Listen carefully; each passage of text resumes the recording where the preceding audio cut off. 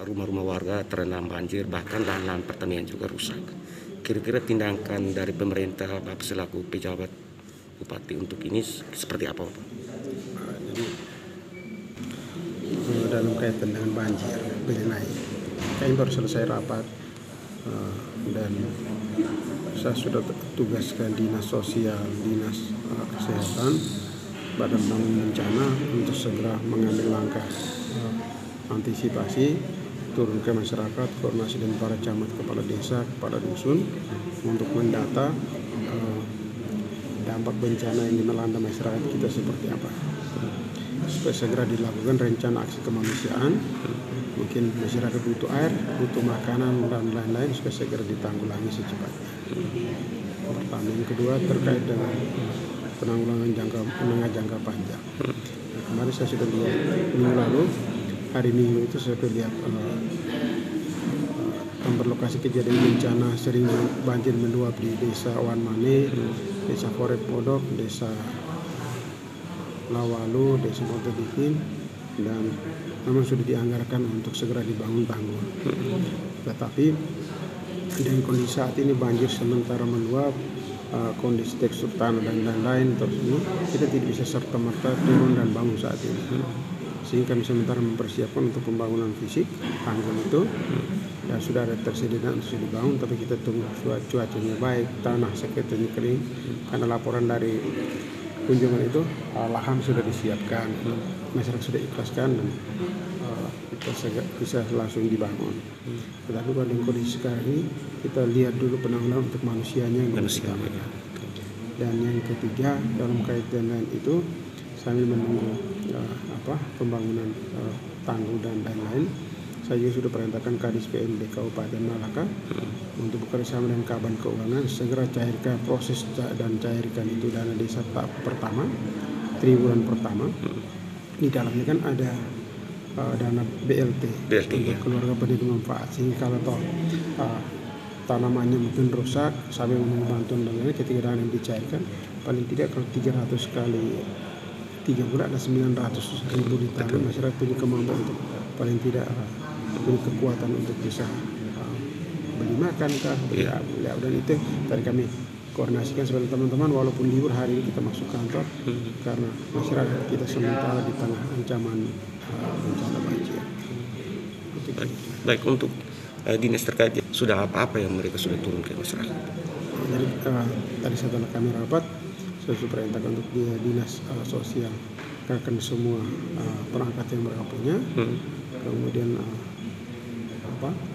dinas kesehatan, apakah fasilitas obat dan lain-lain, kemudian bagian PM komunikasi dan camat dan lain-lain untuk kepala desa untuk segera identifikasi area cakupan wilayah bencana banjir, keluarga terdampak banjir, jenis apa saja, itu diidentifikasi supaya kita bisa pergi memberi tanggap darurat untuk bencana tepat sasaran.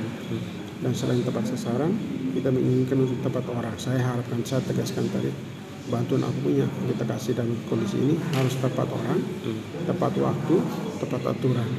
Karena jangan sampai kita sudah bantu, kemudian kalau tidak bisa dipertanggungjawabkan, itu memberi konsekuensi hukum.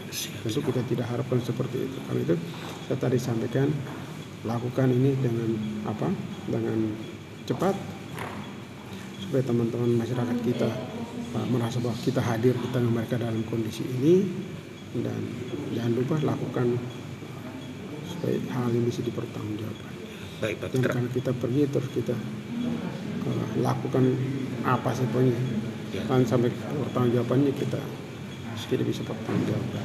Baik, himbauan Bapak terkait masyarakat yang terdampak banjir, karena saat ini masyarakat banyak panik, Bapak. Ya, yang pertama kepada saudara-saudara semua masyarakat Malaka di wilayah desa-desa di Kecamatan Malaka Barat, Kecamatan Malaka Tengah, supaya meningkatkan kewaspadaan untuk menghadapi bencana banjir yang kita tidak tahu kapan datangnya, kapan berakhirnya. Tetapi bahwa saat ini intensitas hujan sedang tinggi, karena itu supaya tetap meningkatkan kewaspadaan. Itu yang pertama. Yang kedua, kami tetap menjadi bagian dari masyarakat Malaka. Karena itu selain masyarakat Malaka tetap meningkat kewaspadaan, kami juga koordinasi dengan semua perangkat pemerintahan yang ada, mulai dari kecamatan, desa, RT RW, dusun RT RW, untuk kita bersinergi untuk terlibat di dalam meringankan beban masyarakat yang mengalami bencana. Nah, yang ketiga, komunikasikan dengan perangkat pemerintahan yang ada, dengan RT RW, dengan dusun, dengan kepala desa untuk memberi kami data cakupan luas bencana, jumlah korban yang penduduk yang mengalami bencana, kerugian apa saja supaya bisa didata, dan itu akan membantu kami menentukan atau mengambil keputusan soal klaster bencana, apakah tanggap darurat bencana atau ke bencana siaga, dan itu akan membantu kami untuk mengambil keputusan. Kalau dia klaster siaga bencana, maka itu akan proses normal, masuk perencanaan. Mungkin tahun depan kita akan lakukan pembangunan lagi. Tapi kalau dia darurat bencana, kami akan melakukan intervensi dengan mekanisme yang berbeda tanpa harus menunggu mesin proses pelelangan dan lain-lain. Itu akan sangat membantu kami. Dan kami butuh dukungan data itu dari kepala dusun, dari RT RW, dari Bapak Desa, dari Pak Camat untuk membantu kami data itu.